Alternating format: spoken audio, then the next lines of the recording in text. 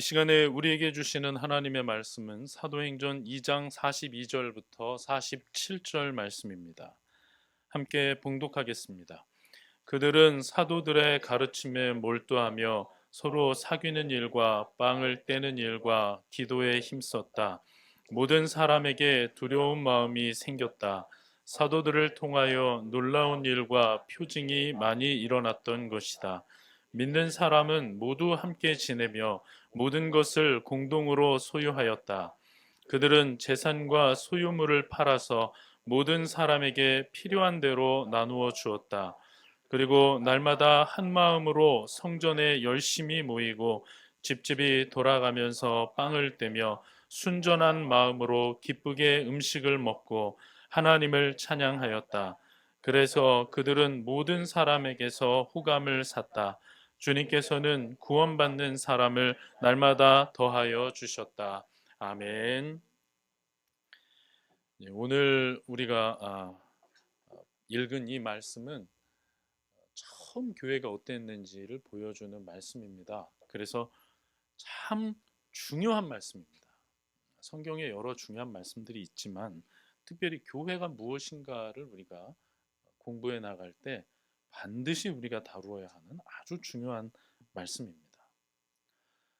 자, 우리가 지난번에 오순절 성령 강림 사건 말씀을 봤잖아요. 그래서 2장 1절부터 이제 13절 그 사이에서 오순절 성령 강림 사건이 일어났습니다. 그래서 많은 사람들이 세술에 취했다 이렇게 비아냥거리고 조롱하는 그런 일들이 있었잖아요. 알지 못하는 세술 무엇이죠? 성령님이죠.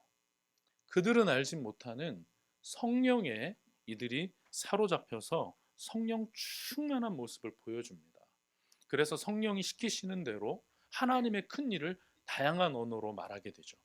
이게 사도행전 1장 8절에 하나님께서 우리에게 주신 말씀, 땅끝까지 이르러 내 증인이 된다 하시는 그 말씀을 그대로 이루시겠다고 하는 하나님의 의지이고 선언이었어요. 그래서 이제 사람들이 쇠술 취했다고 하니까 베드로가 그게 아니다라고 해서 그것을 해명을 하죠. 그런데 베드로가 그걸 해명하고 끝낸 게 아니라 그것으로 시작해서 복음을 전해요. 하나님이 우리에게 어떻게 뜻하셨는지를 쭉 전합니다. 그러고 났더니 엄청난 일이 벌어진 거예요. 사람들이 그 말을 믿었어요. 베드로가 전도했을 때 받아들였어요. 그리고 나서 우리가 42절부터 봤는데 41절 보시면 그의 말을 받아들인 사람들은 세례를 받았다. 이렇게 해서 그날의 신도의 수가 약 3천 명이나 늘어났다. 남자만 3천 명입니다. 그러니까 그날 남자만 3천 명이 세례를 받았으니까 얼마나 많은 사람들이 교회로 들어온 거예요. 이렇게 보면은 교회의 시작이 대형 교회네요. 한 번에 한 번에 그냥 3천 명 넘어가는 대형 교회였어요. 그런데 그게 지금 우리가 생각하는 것처럼 이렇게 한 건물 안에 모이는 그런 교회는 아니었어요. 어쨌든 하나님께서 베드로의 입술을 통해서 놀랍게 역사하셨죠. 이것을 통해서 우리가 알 수 있는 것은 성령 충만한 이후에 베드로가 첫째 담대해졌구나.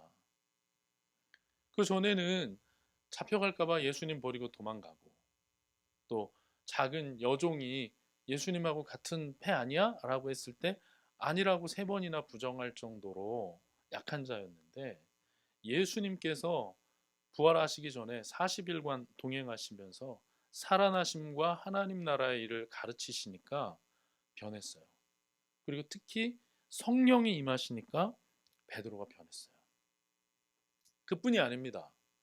베드로가 앞에 우리가 뭐 다 읽지 않았지만 전한 복음의 내용을 보면 베드로가 예수님의 가르침을 확실하게 이해하고 있구나라는 걸 알 수 있어요. 사실 3년이나 예수님하고 같이 돌아다녔는데도 누가 크냐를 가지고 싸우던 거 아니겠어요? 분명히 십자가에 못 박혀 죽으시고 제3일에 부활하신다고 말씀을 하셔도 도망가잖아요. 그랬던 베드로였는데 복음에 대한 이해가 확실해집니다. 이게 어떤 결과라고요? 성령이 오신 이후에 나타난 변화예요. 그런데 여러분, 성령은 베드로에게만 임하신 게 아니죠? 그 자리에 함께한 모든 성도에게 임하셨습니다. 이것이 의미하는 바는 뭐냐? 베드로만 그런 게 아니라 성도들이 다 이렇게 변했다는 거예요. 놀라운 역사죠. 그 결과로 교회가 탄생합니다. 물론 아담과 하와도 교회였다, 이렇게 얘기할 수 있고요. 과거 출애굽하던 이스라엘 백성들도 다 교회였다라고 말할 수 있고요. 또 하나님께서 세우셨던 그 이스라엘이라는 나라 자체가 교회였다, 이렇게도 얘기할 수 있지만, 우리가 일반적으로 얘기하는 성령이 강림하신 이후에 예수님께서 말씀하신 그런 모습의 교회, 성령께서 내주하시는 교회는 이때 생긴 거예요. 그래서 우리가 그것을 이제 신약교회라고 얘기하죠. 이렇게 말씀드리면 이제 좀 표현이 낯설다, 이런 생각을 하시는 분들도 있어요. 왜 초대교회라고 안 하고 신약교회라고 말합니까? 이렇게 얘기하는 분들도 있는데, 신약교회가 훨씬 정확한 표현입니다. 왜냐하면요, 초대교회는 그 역사가 훨씬 길어요. 한 300년, 400년 이렇게 길단 말이에요. 그거보다 더 길 수도 있어요. 제가 초대교회사를 이제 신학대학원 다니면서 공부를 했지 않았겠습니까? 그 초대교회사를 공부하고 기말고사 시험 볼 때 문제가 나올 거잖아요. 그럼 문제가 어떤 내용들이냐? 이단 내용들이에요. 제가 강도사고시를 볼 때도 초대교회사 얘기가 나왔어요. 초대교회사 문제가 두 개가 나왔는데, 하나는 성경이 정경으로 확정되는 과정, 또 하나는 이단이 어떻게 일어나고 이단을 물리쳤는지, 그래서 신앙 고백서가 어떻게 만들어졌는지, 예를 들면 뭐 아타나시우스 신경이라든지 그런 것들이 어떻게 만들어졌는지, 이런 것들 얘기를 한단 말이에요. 그래서 초대교회의 역사는 우리가 생각하는 것과는 사실 다릅니다. 그 안에는 수많은 이단이 침투했고요. 그것을 방어하는 과정 가운데 방금 말한 아타나시우스 신경, 니케아 신경, 이런 신앙 고백들이 정리되고 교리가 체계화되어가는 과정이었어요. 그렇기 때문에 초대교회라고 말하기보다는 우리가 지금 말하고자 하는 이 교회는 신약교회라고 말하는 게 훨씬 정확합니다. 그래서 여러분, 우리는 신약교회를 공부해야 하는 거예요. 예나 지금이나 교회에 아주 중요한 주제가 있습니다. 교회 안에는. 그것은 바로 교회란 무엇인가예요. 교회란 무엇인가. 제가 신학을 공부한 이후로 사실 가장 크게 제 안에 들어와 있는 이 주제가 바로 교회란 무엇인가입니다. 그런데 그게 저만 그렇진 않을 것이고요. 사실은 많은 목회자들과 모든 성도들이 다 이 주제에 빠져 있을 거예요.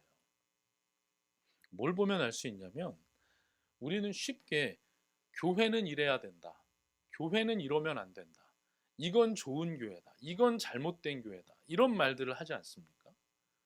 그 말 안에 담겨 있는 것은 이 사람이 지금 교회가 무엇인가에 대한 자기의 이해를 드러내고 있다는 거죠. 여러분, 교회가 무엇인가라는 이 주제는요, 교회에 계속해서 흘러내려오는 아주 큰 주제입니다. 많은 이들이 성경을 통해 자기의 경험을 통해 해석을 했고, 또 노하우를 전했습니다. 나름대로 모델들도 많이 만들었습니다. 그래서 교회는 이래야 된다, 이게 모델이다 라고 해서 많이 보여줍니다.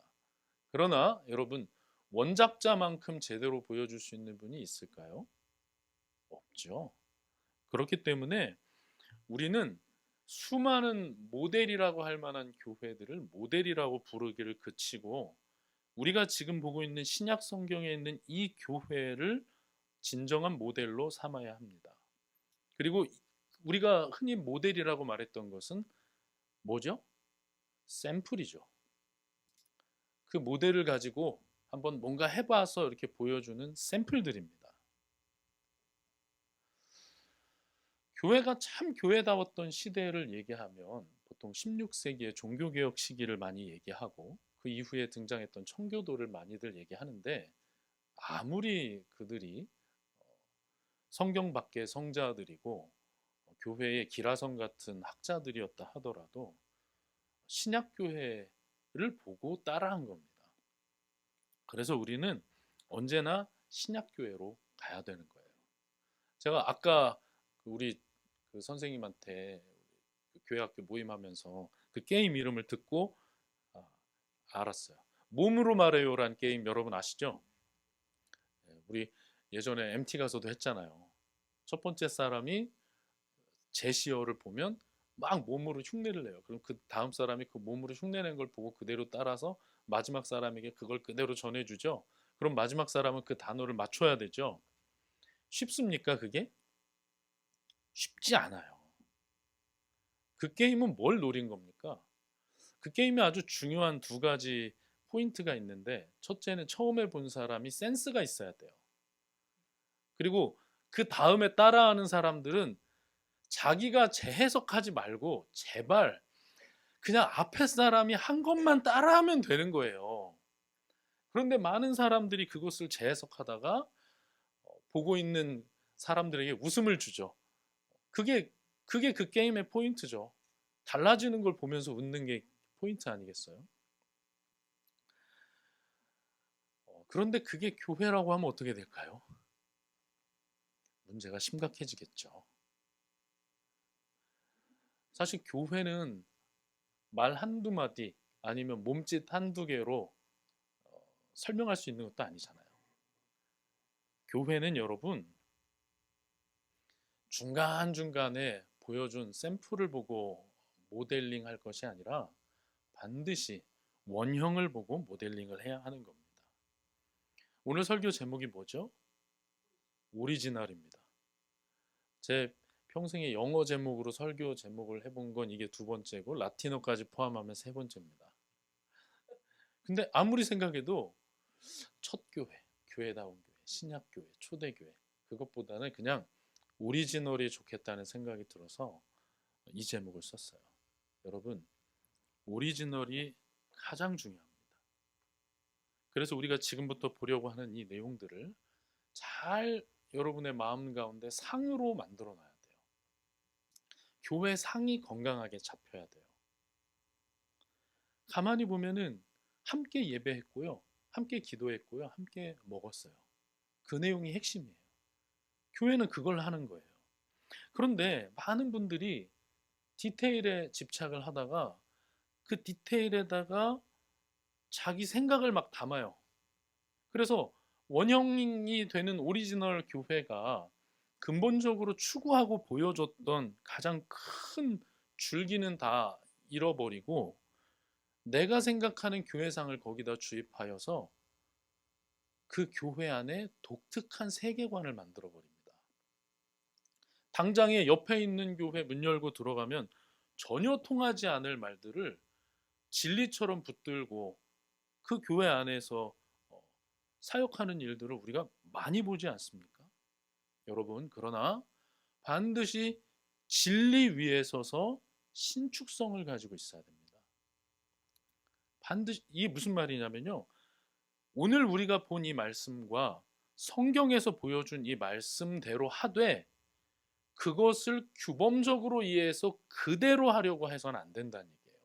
예를 들면 집사를 7명 세웠으니까 건강한 교회는 집사님을 7명 둬야 건강한 교회입니까?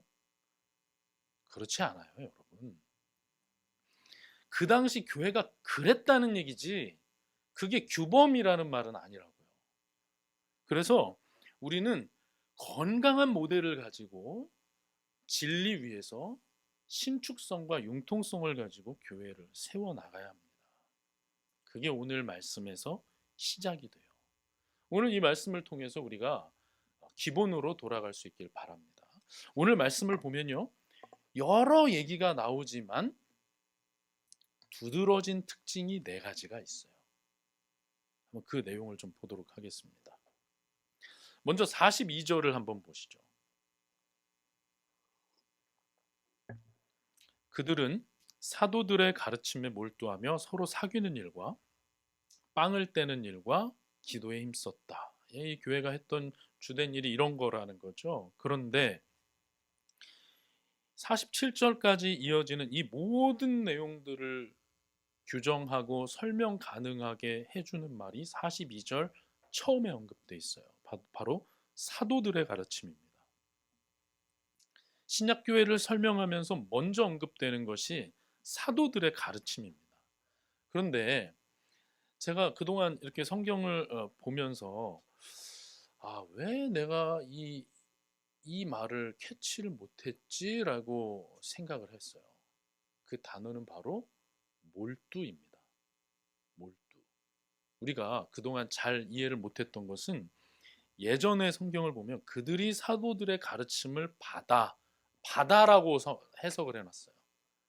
그러니까 그냥 우리가 생각하듯이 가르침을 받은 것으로 생각을 한 거예요.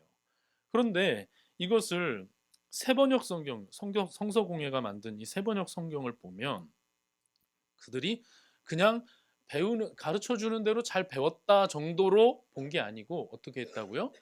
몰두했다고 했어요. 여러분, 우리가 몰두하면 어떻게 되는지 알죠?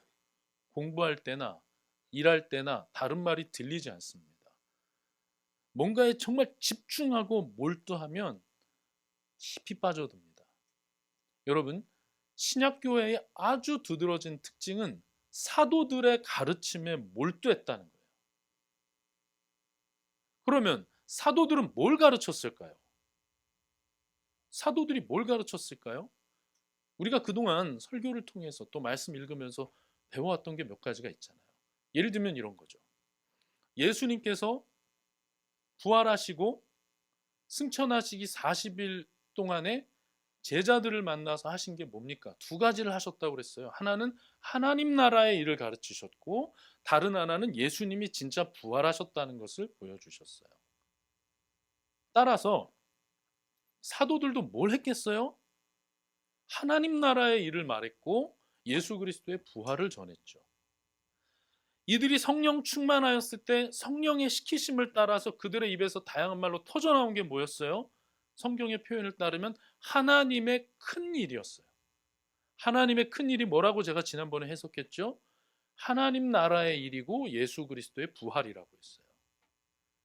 당연히 이들이 계속해서 가르친 게 뭐예요? 하나님의 나라예요.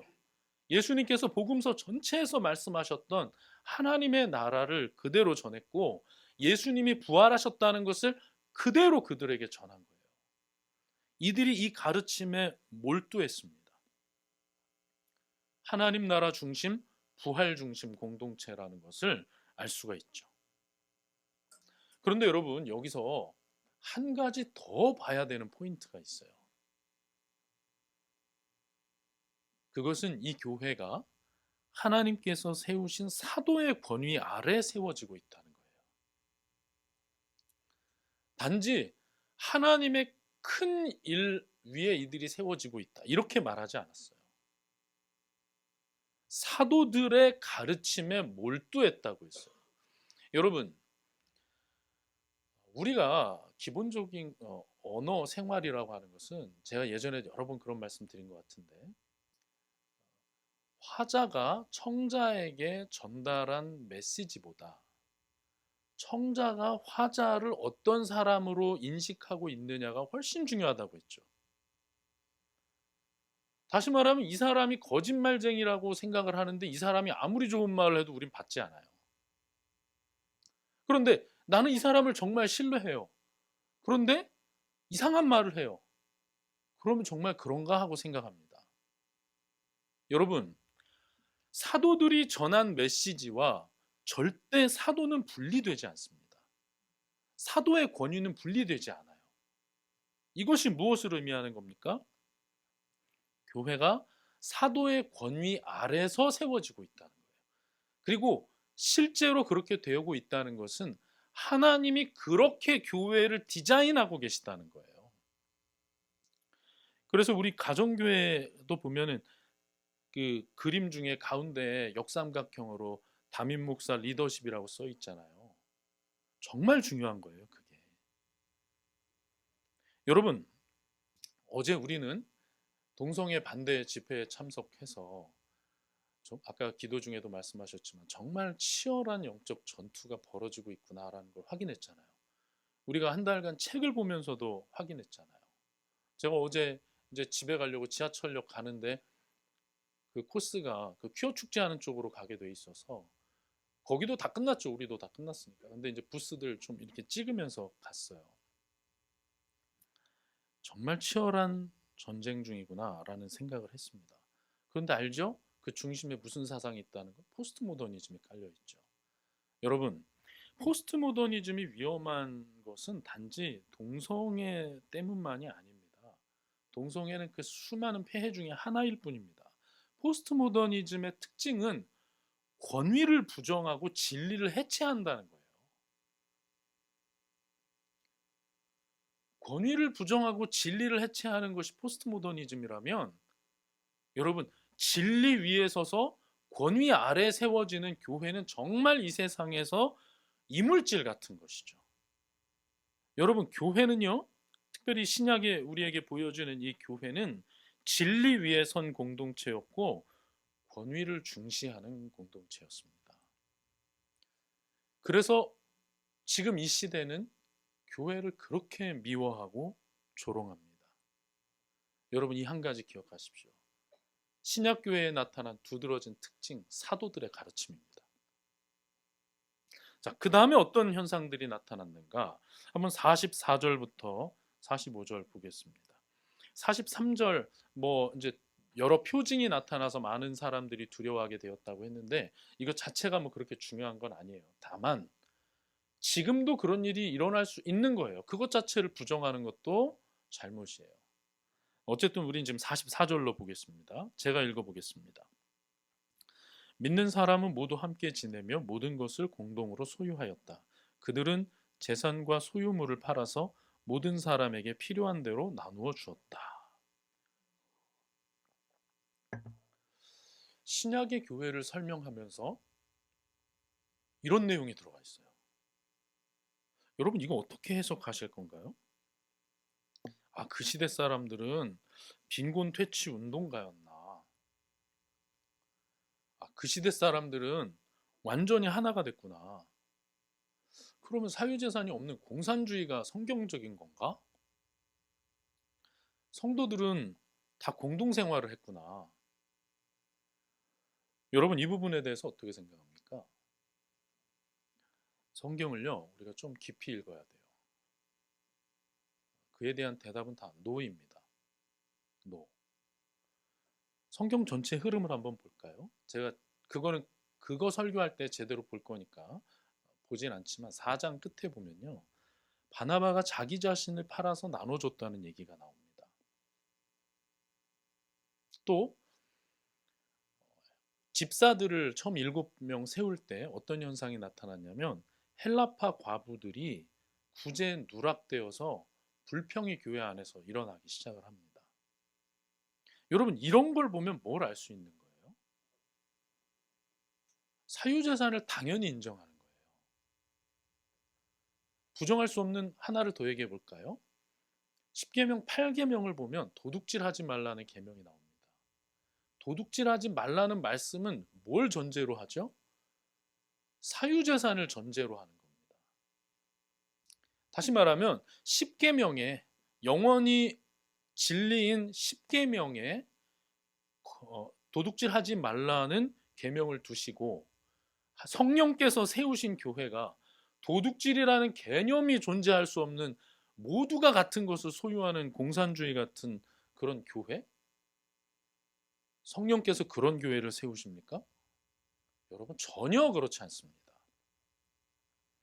이 시대에도요, 계속 자기의 것을 팔아서 누군가를 돕는 바나바 같은 사람도 있었고요. 자기가 도움을 못 받아서 힘들어서 불평하는 헬라파 과부 같은 사람들이 있었어요. 그렇기 때문에 이 말씀은 극적으로 표현을 한 것이고 또 그들에게 나타난 놀라운 변화를 잘 설명한 표현에 불과합니다. 이게 뭘 의미할까요? 여러분 보세요. 함께 지내며 같이 소유하고 있다. 누가 이러죠? 가족이 이럽니다. 가족이.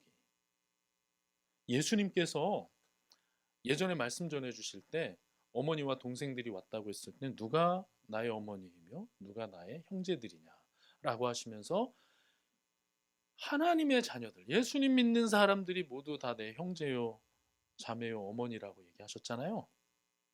정말 그게 이루어지고 있다는 거예요. 이들이 한 가족이 되었다는 거예요.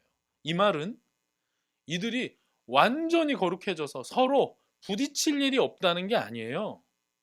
서로가 용납하고 포용하는 사람들이 됐다는 거예요. 서로 뾰족한 부분들이 있어도 그것들을 참아주는 사람들이 됐다는 거예요. 그런데 놀라운 것은 물질을 가지고 그렇게 한다는 거예요. 그래서 진짜 그들에게 일어난 변화가 단지 헌신이 아니고 근본적 변화구나라는 걸 알 수 있는 거예요. 돈이 엮였기 때문에. 여러분,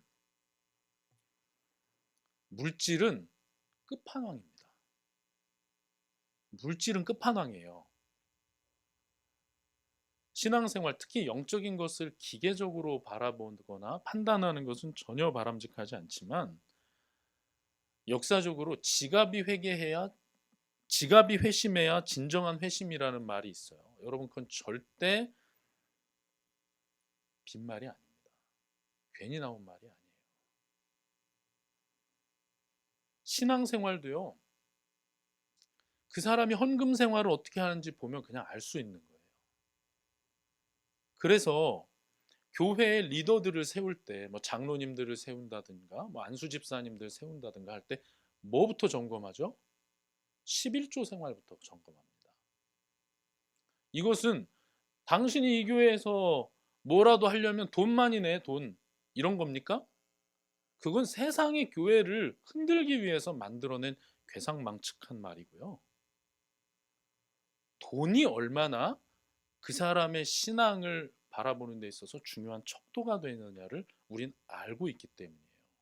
그런데 오늘 내용을 보면 그들이 돈을 사용하는 데 있어서 변화됐다는 거예요. 이것은 그들의 세계관이 통째로 바뀌었다는 것을 의미합니다. 무슨 말이냐? 나 자신을 위해서는 돈을 써도 하나님과 이웃을 위해 돈을 쓰는데 인색한 것이 자연인인데 그 물질로 다른 사람과 교회를 섬기는 자가 됐다는 거예요. 이 말은 그의 중심에 물질이 다가 아니고 우리에게는 부활이 있다는 믿음이 자리 잡혔다는 뜻이에요. 여러분, 다시 말씀드리지만 신약교회는 문제가 없었던 교회가 아닙니다. 서로가 포용했던 공동체예요. 이렇게 이 말씀을 이해해야지 공동생활해야 된다, 사유재산 다 없어져야 된다, 이거는 성경을 완전히 잘못 읽는 거예요. 서로가 포용하고 부활의 소망을 가지게 되었고 진정한 가정이 되었다, 가족이 되었다. 오늘 초대교회, 신약교회는 우리에게 그 모습을 보여주고 있는 거예요. 그래서 아마 그 다음에 이유가 더 커졌을 겁니다. 46절부터 47절 상반절까지 제가 읽어보겠습니다. 그리고 날마다 한 마음으로 성전에 열심히 모이고 집집이 돌아가면서 빵을 떼며 순전한 마음으로 기쁘게 음식을 먹고 하나님을 찬양하였다. 여러분, 이 말씀을 보면서 뭐를 느끼실 수 있습니까? 이제 이거를 보면서 막 여러 해석을 합니다. 날마다 한 마음으로 성전에 열심히 모이지 않았냐? 교회 자주 나와야 된다. 또 집집이 돌아가지 않느냐? 집집이 돌아가야 된다. 또 빵을 뗐다. 빵을 뗀 것이 성찬이냐? 같이 식사를 한 것이냐? 뭐 여러 해석을 합니다. 그래서 뭐 빵을 뗀 게 예배였다. 뭐 등등등 여러 해석을 하는데요. 저는 46절부터 47절 상반절까지 우리에게 보여주는 아주 중요한 메시지는 지금 이들이 기뻐하고 있다는 거예요. 단지 빵을 떼는 게 이게 성찬이냐 밥이냐, 뭐 몇 번을 모여야 되냐, 지금 그게 핵심이 아니라는 거예요. 다시 말씀드리면 지금 이들은 열심을 내고 있는데 그냥 열심을 내고 있는 게 아니라 신앙생활이 기쁜 거예요. 딱 보세요. 와, 신났네. 그런 느낌 안 들어요? 이 말씀을 읽으면서? 너무나 좋아하고 있잖아요. 신앙생활이 너무 좋잖아요. 지금 재밌잖아요. 이분들. 그러니까 매일 모이고 같이 집집마다 돌아가고 같이 빵을 떼고 그러죠. 서로가 같이 있는 게 너무 좋잖아요, 지금. 여러분, 신약교회의 두드러진 특징은 성도들이 신앙생활 자체를 기뻐하고 있다는 겁니다. 신앙생활 하는 게 너무 좋다는 거예요. 계속 거듭 말씀드리지만 그 핵심에는 부활 소망이 있어요. 이 사람들은 지금은 서로 신분이 다를지 몰라도 생긴 게 다를지 몰라도 우리가 부활하면 하나님 나라 천국에서 다시 만날 진짜 내 가족들이야. 이 생각하고 서로 만나는 거예요. 그러니까 예배가 있고 성도의 교제가 있어요. 여러분, 좋은 교회는 아니 이렇게 표현하죠. 바른 교회는 재밌는 교회입니다. 우리가 바른 교회와 재밌다라는 말이 이게 좀 매치가 잘 안 된다 이렇게 생각하실 수 있어요. 바른 교회는 큰 소리 내면 안 되고 뭔가 이렇게 차분해야 될 것 같고 그래야 될 것 같죠. 소위 경건이라고 말하는 것들을 잘못 주입된 그런 내용들로 우리가 생각하기 때문입니다. 경건은 하나님이 기뻐하시는 것을 하는 거예요. 그게 경건이에요. 그래서 바른 교회는 재미있어요. 하나님이 기뻐하시는 걸 하면 우리가 힘들어지는 게 하나님의 뜻입니까? 아니에요. 하나님이 우리에게 계명을 주신 것은 100% 우리를 위해서 주신 거예요. 그러니까 계명을 지키든지 하나님이 말씀하신 대로 순종을 하든지 다 우리한테 좋은 거니까 재밌는 거예요. 여러분, 다시 말씀드립니다. 신약교회의 아주 두드러진 특징은 신앙생활에 기쁨이 있다는 것입니다. 자, 그럼 마지막 절 한번 볼까요? 47절 하반 B 부분 보겠습니다. 그래서 그들은 모든 사람에게서 호감을 샀다. 주님께서는 구원받는 사람을 날마다 더하여 주셨다. 아멘. 여러분, 이렇게 신앙생활에 기쁨이 있고 서로가 삶에서 근본적인 변화가 나타나니까 사람들에게서 뭘 사요? 호감을 사죠. 여러분, 이 세상이 지금 포스트 모더니즘이라고 해서 사람들이 포스트 모더니즘에 잠겨 사는 걸 좋아하는 줄 아십니까? 아닙니다. 그 세상 속에서 더 많은 사람들이 공허해요. 허무해요. 더 많은 사람들이 외로워하고 더 많은 사람들이 두려워해요. 빛을 발견하기를 소원합니다.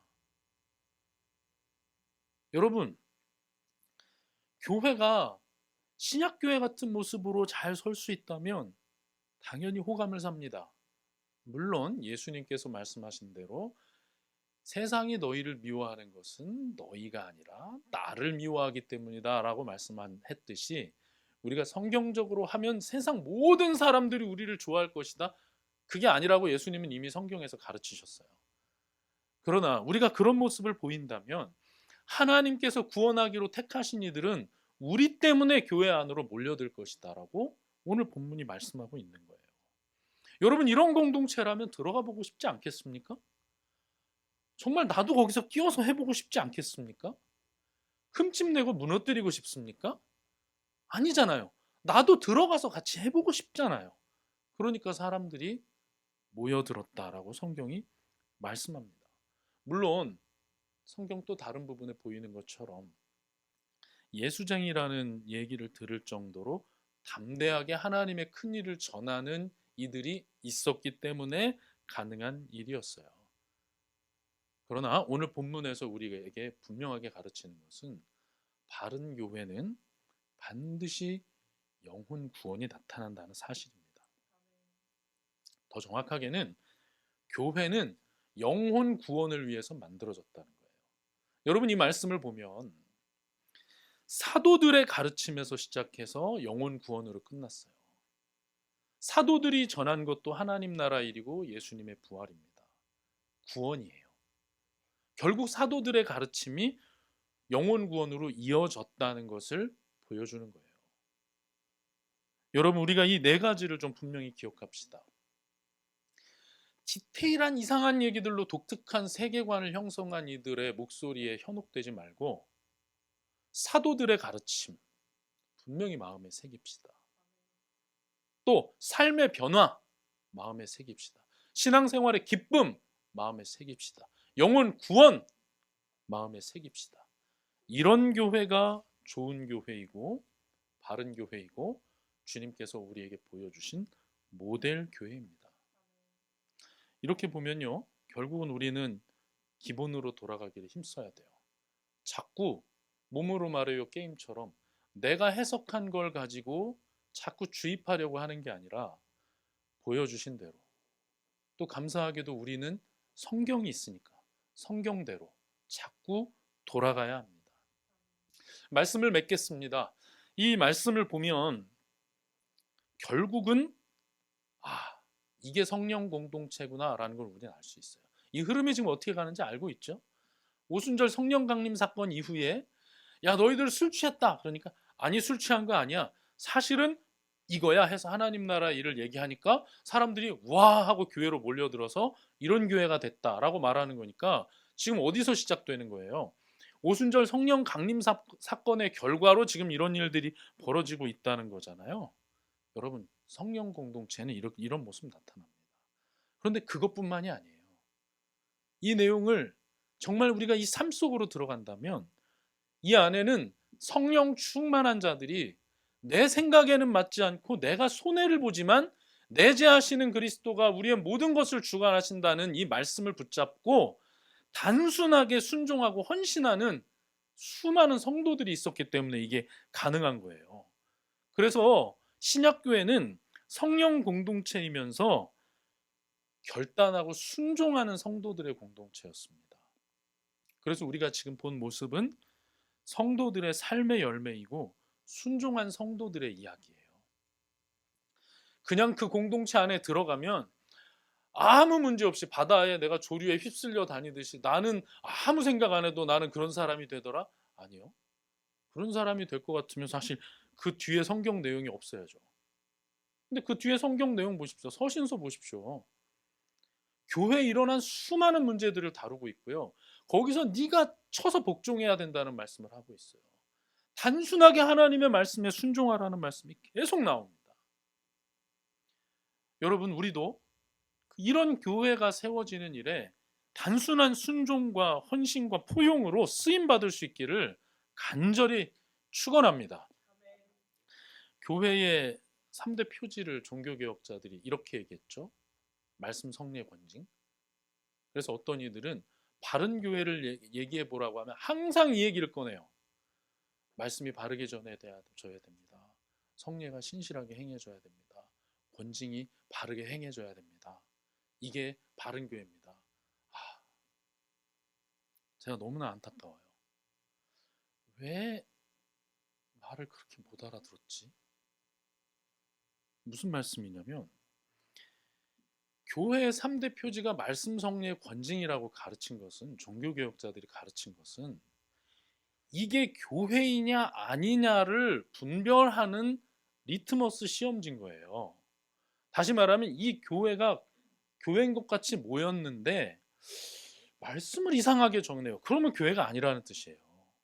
이 교회가 말씀도 참 좋은데 우리 교회는 성찬식이나 세례식 안 합니다. 이렇게 얘기하면 과연 이게 교회라고 할 수 있을까? 그게 아니다라고 종교개혁자들이 얘기하고 있는 거예요. 권징이 행해지지 않는 교회는 말씀과 성례가 오염되기 때문에 권징도 반드시 있어야 된다고, 교회라면 있어야 된다고 종교개혁자들이 말한 거예요. 이게 무슨 말이냐? 말씀, 성례, 권징은 이게 교회입니까? 라고 하는 질문에 대한 대답이지 한 단계 더 들어간 바른 교회가 무엇이냐에 대한 대답이 아니라고요. 그건 이게 교회냐 아니냐를 얘기해 주는 아주 간단한 기준만 얘기해 준 겁니다. 그런데 말씀 성례 권징이 있으면 바른 교회다라고 하는 이상한 비틀림이 우리의 생각 가운데 잘못 들어와서 정말로 성경이 우리에게 보여주고 있는 사도들의 가르침, 성도의 변화, 신앙생활의 기쁨, 영혼 구원, 정말 깊이 들어가야 하는 내용들을 자꾸 우리 앞에서 지워버려요. 여러분, 그렇지 않아요. 우리가 추구해야 할 건강한 교회상은 말씀 성례 권징이 아니에요. 이미 우리는 말씀 성례 권징이 있으니까 그 걱정은 안 해도 된다고요. 그게 아니라 주님께서 우리에게 보여주시고 이루어가기를 원하시는 그 교회가 이루어지기를 위해서 함께 기도하고 그것을 위해서 포용하고 헌신하는 우리의 순종이 필요하다는 것입니다. 우리 교회가 그런 교회 되기를 소망합니다. 우리 교회가 그래서 많은 이들에게 귀한 샘플이 되기를 소망합니다. 이 교회를 통해서 많은 이들이 구원받고 주님의 마음을 정말 시원케 해드리는 그런 복된 교회가 되기를 간절히 바랍니다. 그 일에 귀하게 쓰임받는 저와 여러분들 되시기를 간절히 축원합니다. 내 손에 나의 손을 쪼개고